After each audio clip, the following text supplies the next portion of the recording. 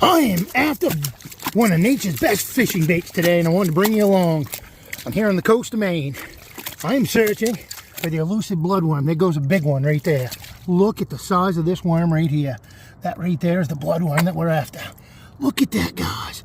Thing is huge. They make tunnels here in the mud, here in the tidal mud flats. But that's your bloodworm right there. See that head right there on the worm? There's 4 fangs inside that head. You ever use these for fishing bait? I always tell people to use them very carefully, because these things, they can bite. But that's the bloodworm that we're after. Right there. One of nature's best baits, in my opinion. I use them for striped bass fishing. People use them for flounder, fluke, whiting, sheep's head, spot, croaker, bluefish. I use them for white perch, yellow perch, catfish. You ever use them, just do so carefully. They can bite you.